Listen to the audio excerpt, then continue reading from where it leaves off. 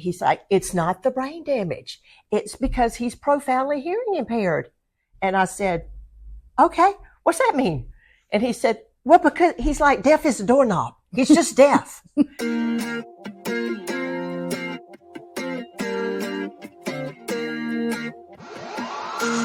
Welcome to the Blind Mom Life podcast. I'm your host, Chelsey Painter Davis, blind wife, mother, and public speaker. I want to invite you to dive deep with my special guests and I as we talk conquering disabilities, cherishing motherhood, and choosing life. Are you ready? Action.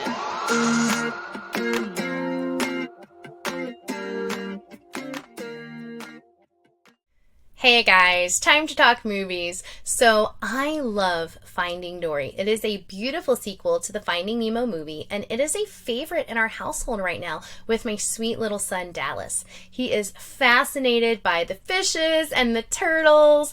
He has such a great time watching this movie, and my daughter and I, we love the octopus in this film. It is so fun seeing all of the wacky, crazy, creative places that the octopus and Dory hide as they journey through the park on the search for her parents.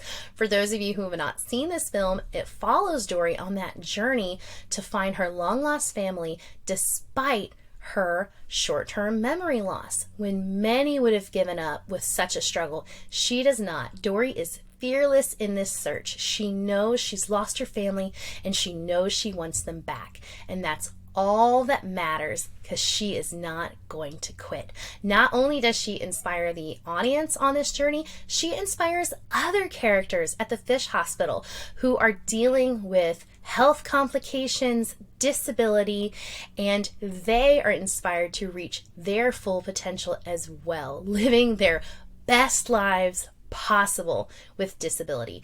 It is so thrilling and exciting and inspiring, but it's also heartbreaking. It does not skim over the pain of disability or health challenges. I think a really hard scene to watch is when Dory's parents are talking in a flashback when Dory is just a sweet little girl fish, wondering if she's gonna make it. Her disability, her condition is very serious, and they're very scared that she won't be able to take care of herself, that she'll get lost, that they won't be able to find her, and they don't know how it's gonna go. And that is heartbreaking because that's not just true for parents with children with disabilities. It's also true for every parent.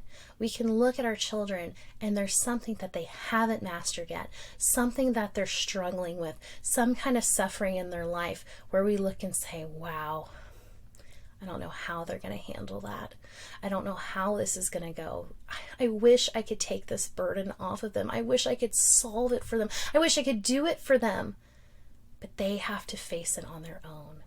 Dory had to face her short-term memory loss on her own. But the beautiful thing is that she did. She proved herself. She fought and she fought until she found the best life possible. And I'm so excited to share with you my sweet friend Clemmie's story about her son who struggled with disability and how together their family fought and they did not give up until they could find the best life possible. All right, Clemmie, thanks so much for coming to share with us today. Why don't you start by telling us a little bit about yourself? Well, I was born 64 and a half years ago in Athens, Georgia. Go Dogs. And whatever other team you're for. And had pretty much of a normal childhood. Did have an alcoholic grandfather and uncle, so those made holidays a little bit interesting and fearful sometimes. When we were in the third grade, when I was in the third grade, we moved to South Georgia. It was my mom, my dad, my older sister, and myself. And my parents started having trouble and started fighting a lot and yelling a lot. And they ended up getting a divorce when I was 13. So my mom's sister and I moved back to Athens and started in this huge high school that I was so overwhelmed and so fearful because, I didn't have my daddy anymore and didn't know anybody, and really started relying on God at that point in my life and trying to find just some security. And through just opening my little living Bible at that point and letting it fall open to wherever it fell, God really introduced himself to me as my father. And that gave me a lot of security and a lot of certainty. And I loved high school. I was real involved in ballet all through high school and in a local ballet company. I went to the University of Georgia for a year. And then ballet won out, and I ended up joining the Atlanta Ballet Company. Oh, wow. Yeah. So you're like really good. Well, I was, not anymore. That was a long time ago. Oh my So goodness. I did that. I loved it, but quit the company after just, like a year and a half. They were having some financial issues, and met my husband, and we got married. We've been married almost 42 years now. That's amazing. Yep. We have 3 kids. The oldest is Ashton, the middle one is Robin, and then our daughter is Layton. They're all grown now. We have 5 grandchildren and moved here to Lakeland a couple of years ago and love it. Just absolutely love this little town so much. It's so homey and reminds me of the old Athens from a long time ago. So why don't you tell us about what it was like meeting your husband and starting your own family? Well, when I was in high school, I guess, and after I really started praying that God would choose who my husband would be. That was real important to me, especially not having a daddy. And I'm sure I had daddy issues, as we call them. Mm-hmm. And I knew the night that I met him, and he walked into this disco bar. It's when disco was real big back in the day. And he walked in, and my heart, I just hit that microphone. I just knew. I knew. And as we started dating, I was a believer and my faith was pretty strong. And I remember telling him about that before we got married, saying, you need to know this is who I am, and this is the most important thing in my life. And I remember just sharing my faith with him, and him tearing up and saying, I wish I could believe that way. Oh, wow. And I said, oh, you can. And I got all excited, and I'm thinking, yay, I can help him grow in his faith, and, we can go to church and blah, blah, blah. Well, the more I pushed, the more he pushed back until I finally heard, God say, Clemmie, stop. You be the example and let me do the rest. Don't push me on him. He has to come to know me and understand me on his own. But you just be who I've taught you to be, and let that be an example for him. So my favorite verse at that time, when we were looking for a wedding date, we knew we were going to get married on a Saturday, and I had one of those devotional flip calendars. And we were, of course, flipping to all the Saturday dates. And lo and behold, June 12th comes up, 1982, and it was one of my all-time favorite verses, Romans 8:28.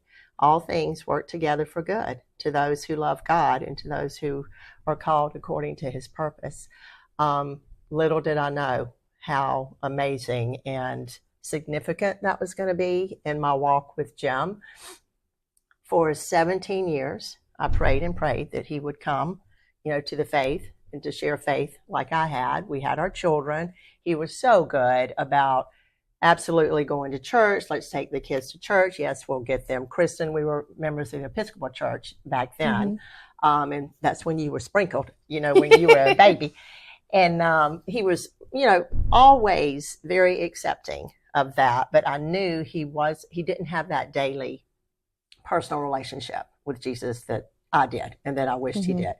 But, through the years, he watched me sitting with my Bible every morning, early in the morning before kids got up, 5:30. I would get up specifically just to have my quiet time, with God, to read my Bible, to do my devotions. And he was watching all that. And then he would watch me pray. He would hear me pray. He would watch me with our children, trying to raise them in the faith that I had. And just through the years, God kept growing him, through those things. And 7 years ago in Savannah, Georgia, we got baptized, fully immersed together. That's amazing. So it was precious, because, then I knew God had answered my prayers, as he always does.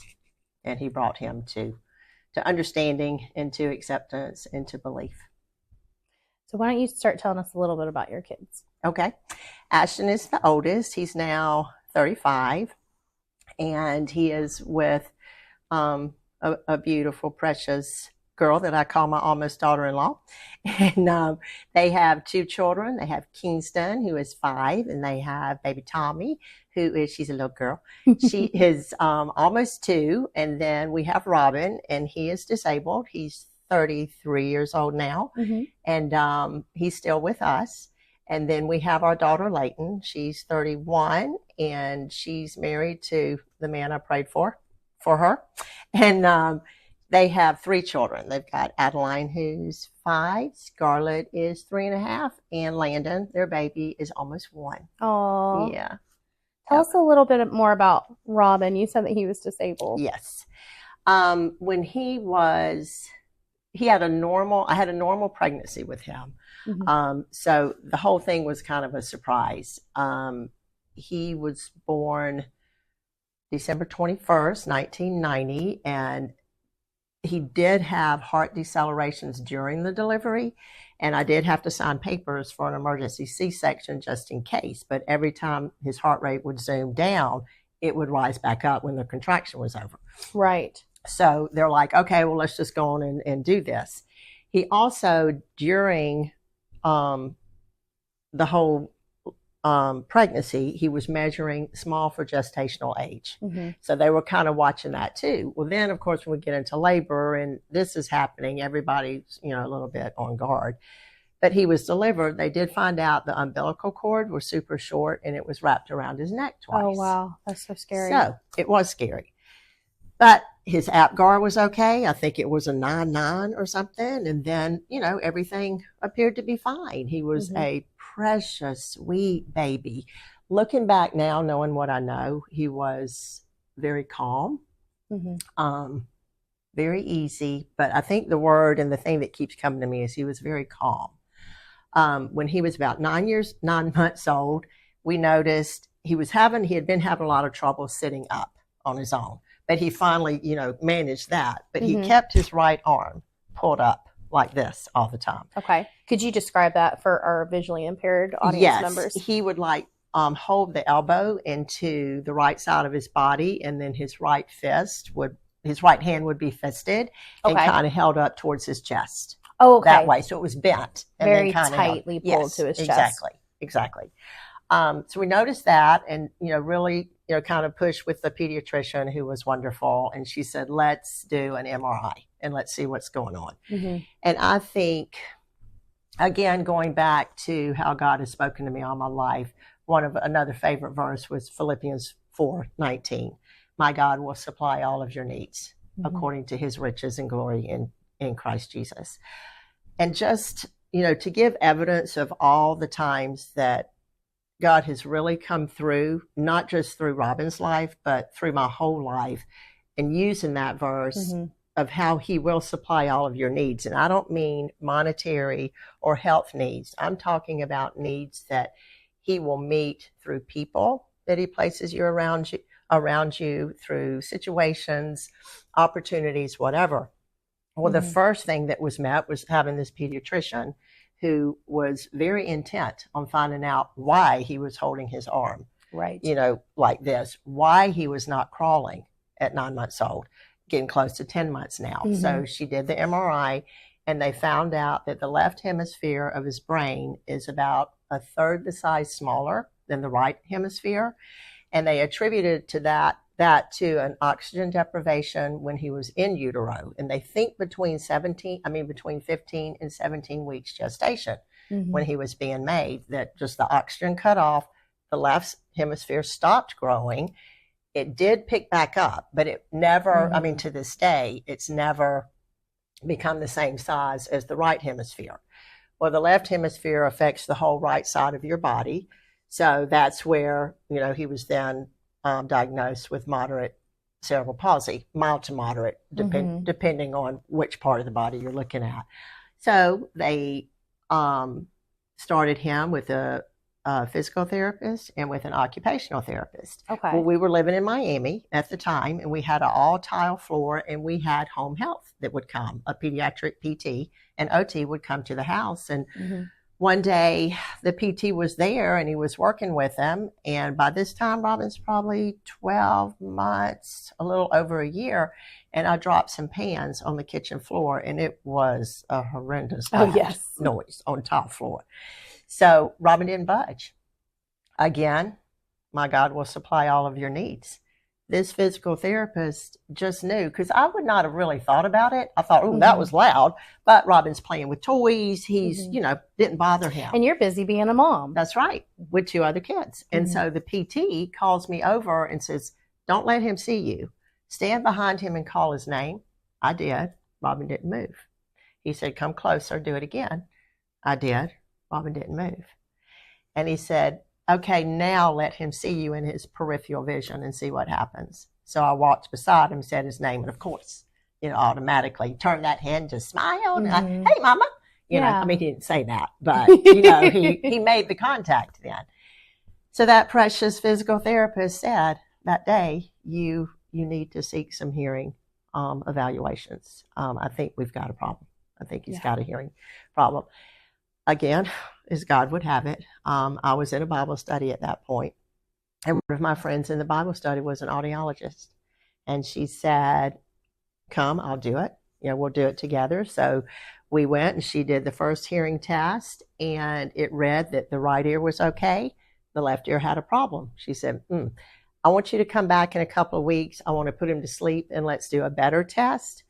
So I go back in 2 weeks. She does the second test. It read completely opposite.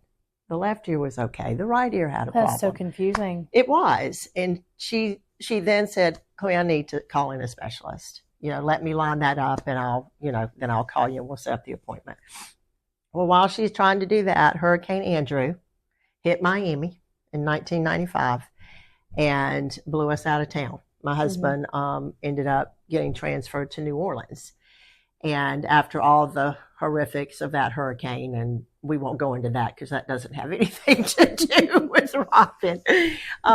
But he, God moved us to New Orleans. And when I called my friend, the audiologist in Miami, and said, first of all, how are you? How did y'all do? This is where we are now. I know you were trying to get a specialist. She started crying and said, if I could have chosen anywhere for you to move to in the United States, it would be New Orleans with Dr. Chuck Berlin, because he's the #1 audiologist in the Eastern United States. Wow. Philippians 4:19. My God will supply all of your needs. So I called this doctor called the office and, told him, the situation. And she said, okay, well, we're looking at about 2 months out. And I started crying and said, okay, well, we just moved here. We were in Hurricane Andrew, and I'm just really wanting to get a handle on what's going on with my child, blah, blah, blah. And she says, hold on just a minute. And she comes back and she says, honey, can you come in tomorrow?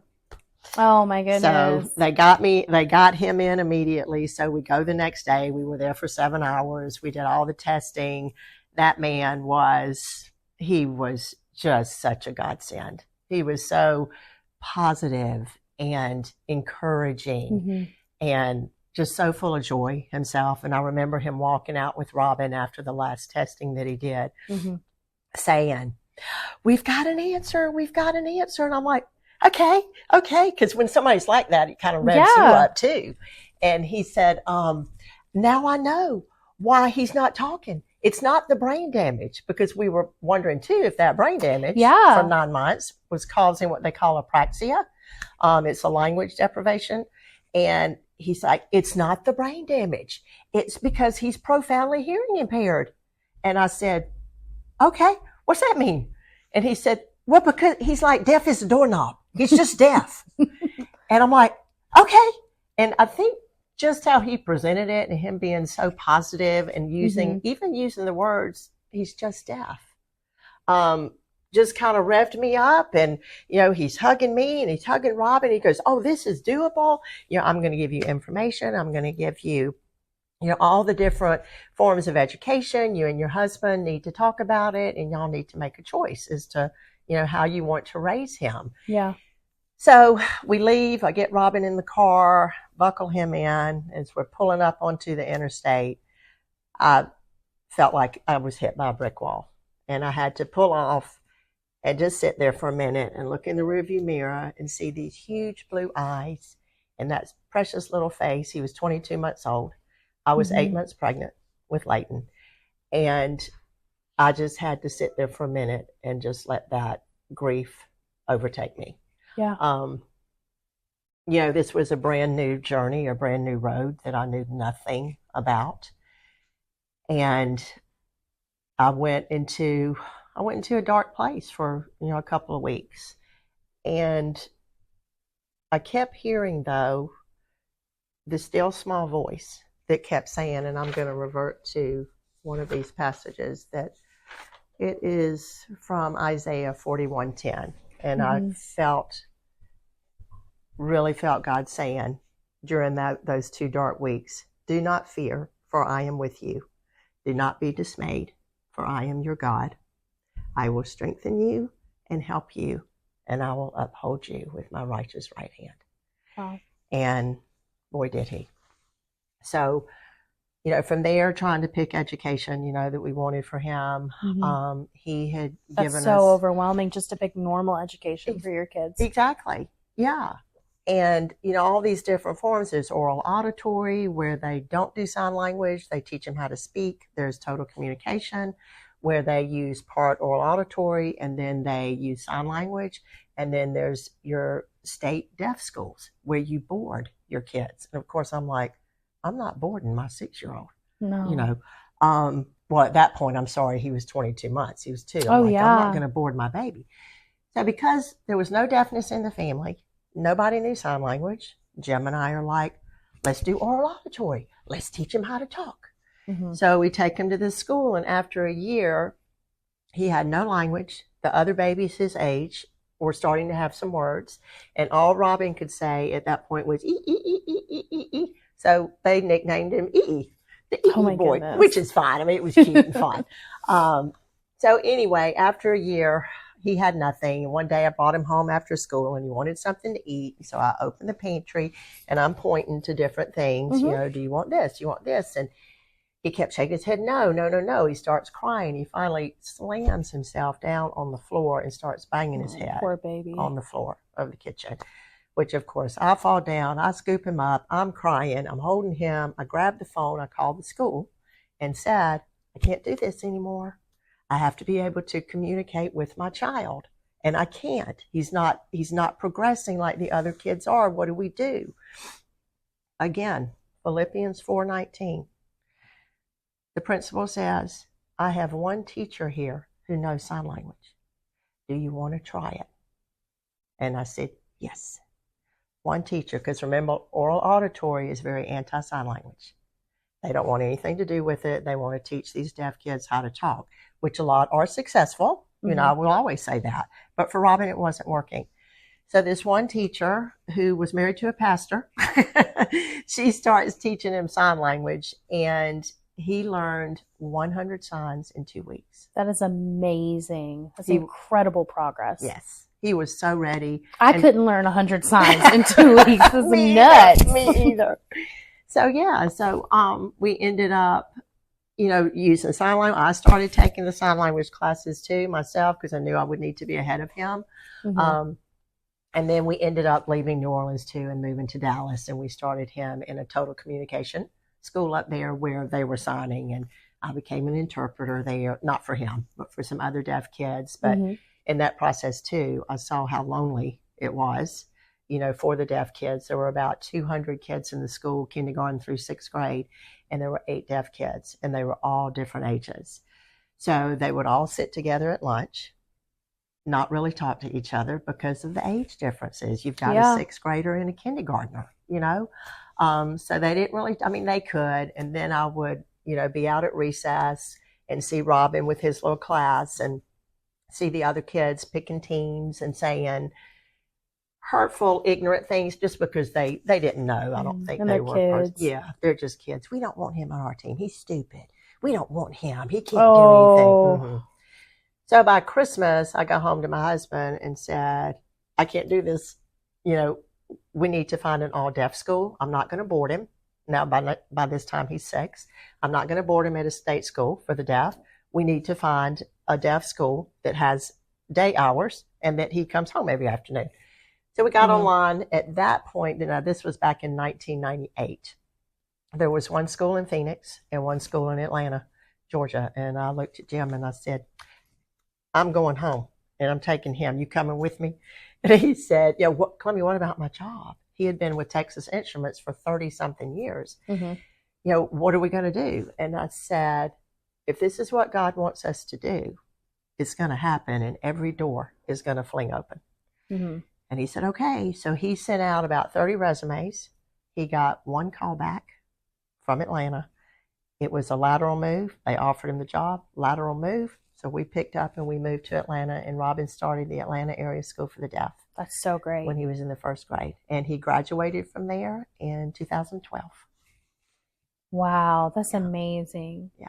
How did this affect your family? I know there was a lot of moving, a lot of balancing this education, but what was it like on your other kids and your marriage, just having this, I don't want to say burden because it's not like Robin's a burden, but that's a challenge. It is that's a challenge. Big. Yeah, it's a challenge. Not a burden at all. I'm with you.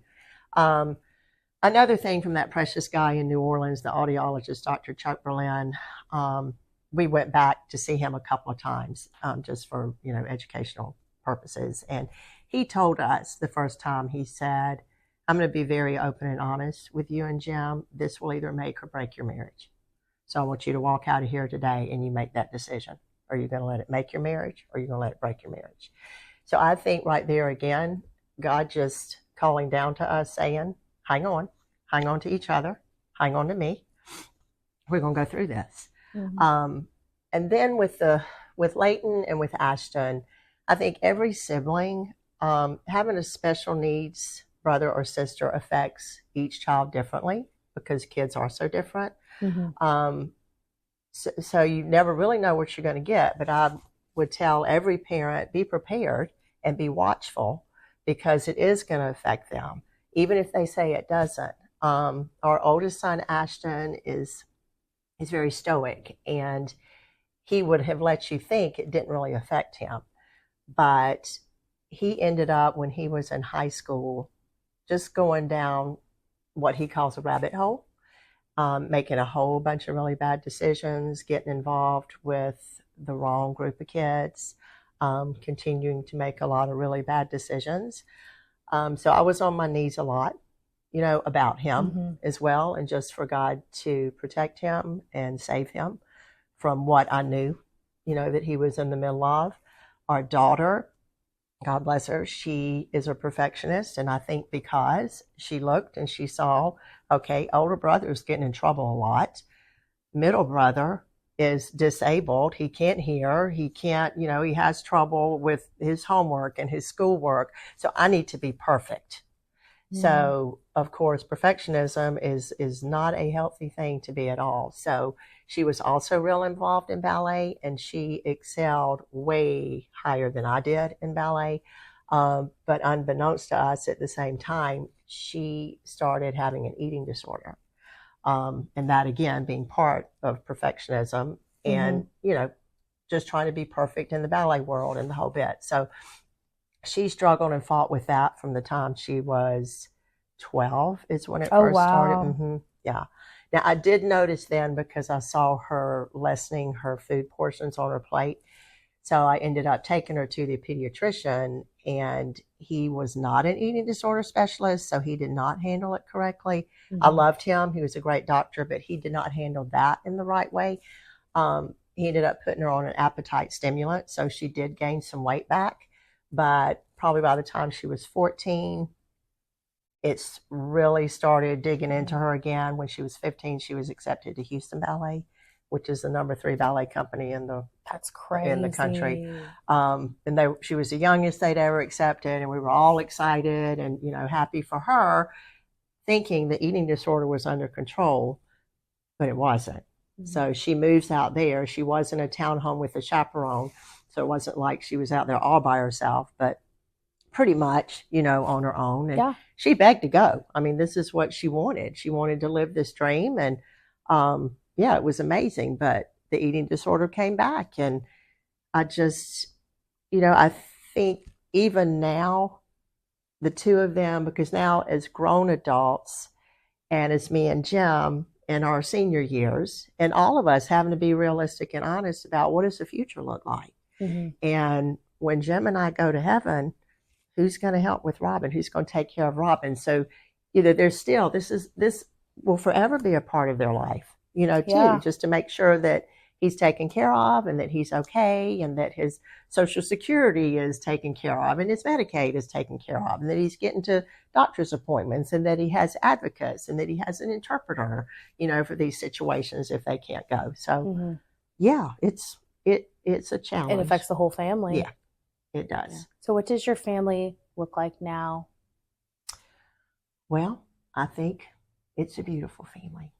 I think I really do. Just because of God's grace and because of his mercy and because of his help. That's the main thing. And how he has truly supplied all the needs, not only for me and Jim and for Robin, but also now for Ashton and for Jen and for Leighton and for Kenny. And it's just such a peace in that, knowing that even when we're gone, everybody's still going to be taken care of because he's faithful. Robin is still with us. He's 33. He now has his own detached apartment. The house that we bought here in Lakeland has a detached apartment. So it's his first taste of independence because he's got his own kitchen, a living room, bedroom, the whole bit. And he still comes down for dinner every night. Yes. But is that because he needs to or because he just loves you? Probably both.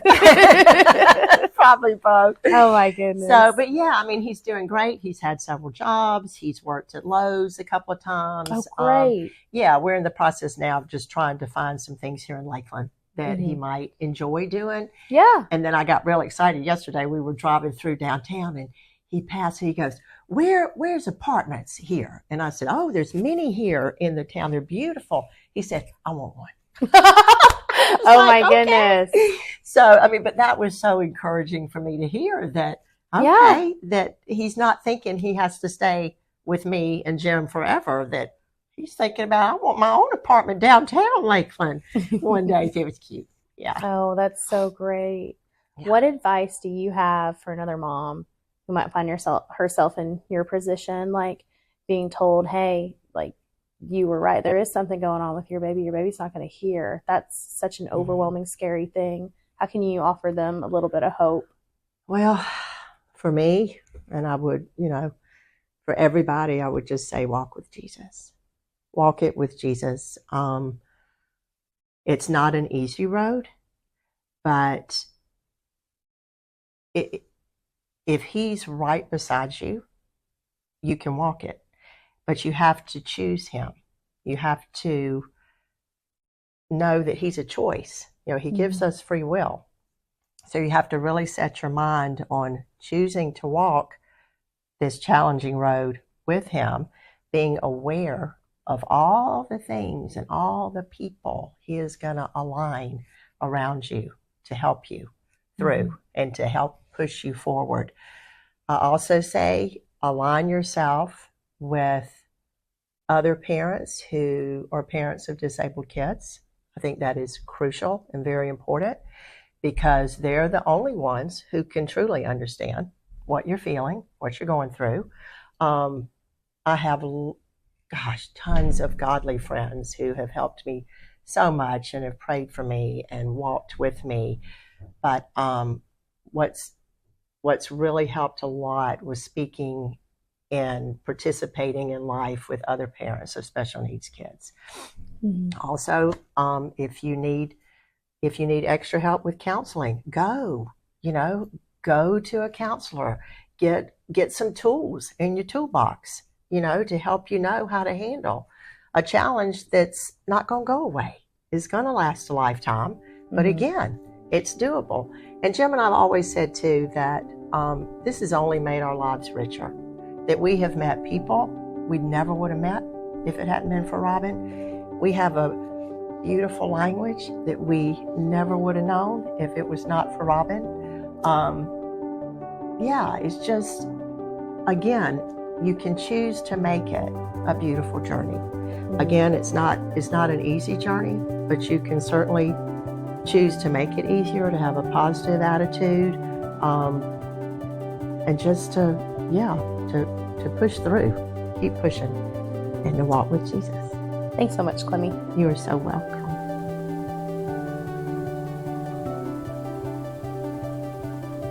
God chose you to be the parent of your child. He is not surprised by any disability that our children may have, and He is not surprised by any shortcomings you feel you might have in regards to parenting.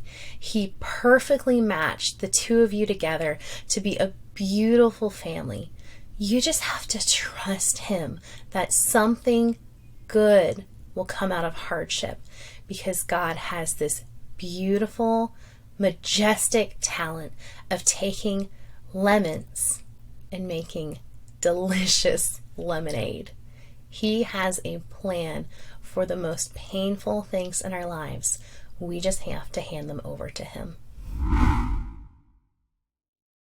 Time for Ask Me Anything. So the first question I have for you today is, do you receive disability payments as a blind person? No, no, I don't, because I lost my vision when I was only 19 years old.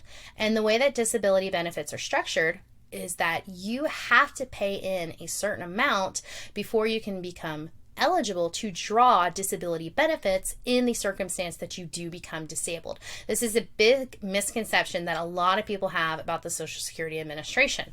And so what I had to apply for was social supplemental income, because I automatically was denied disability payments, even though I was for sure 100% permanently irreversibly disabled.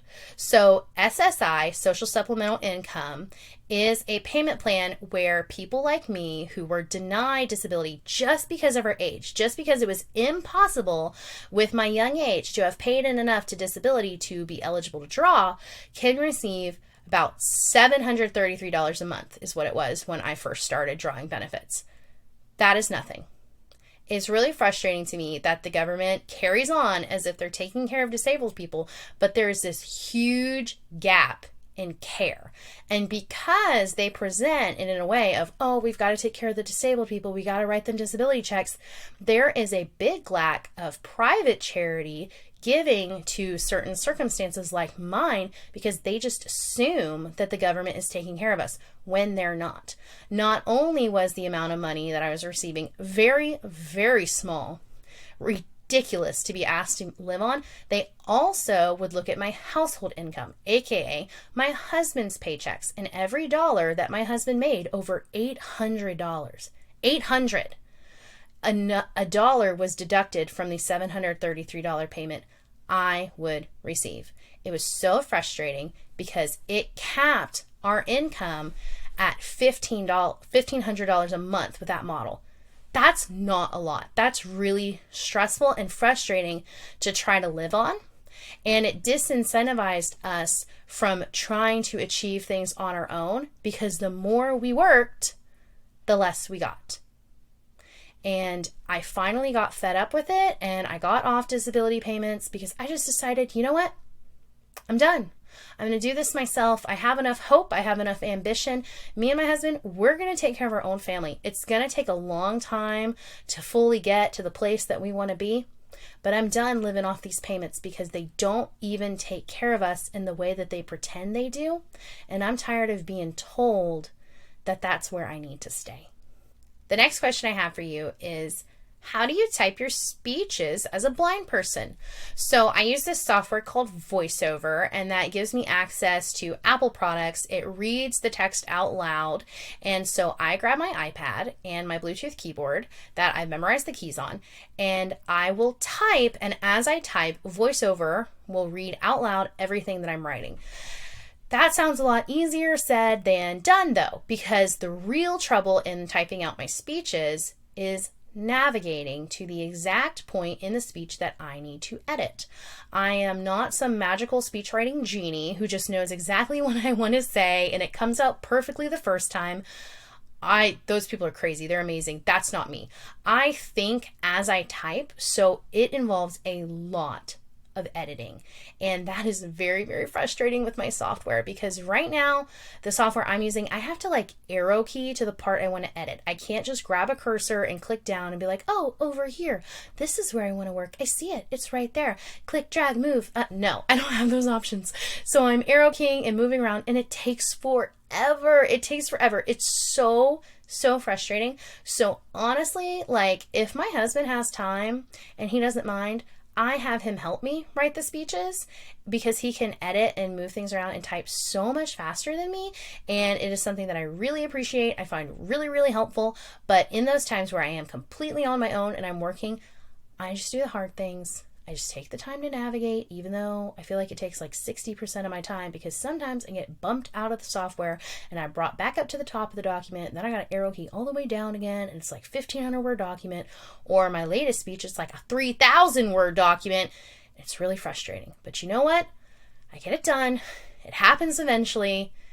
This is just what I have to deal with. If you want to see more content from me, you can follow me on Facebook, Instagram, X, YouTube, or you can check out my website, chelseapainterdavis.com. That is a great place to sign up for my newsletter or to check on my upcoming events. Do you want to see me in person? The next place I will be sharing my testimony is All Things New, a fundraiser for the Life Choice Pregnancy Center in Winter Haven on Friday, April 12th. I would love to see you there. Thank you so much for hanging around through the end of the episode. I hope today that we have shown you that all life is worth living. Just like in the book of Esther, where God paints a beautiful portrait from the background, God is painting a beautiful portrait with your life, and we can learn so much from each other if we only share our stories. Whenever it feels like the darkness is pressing in, just remember the words of Jesus Christ in John chapter 9. As long as I am in the world, I am the light.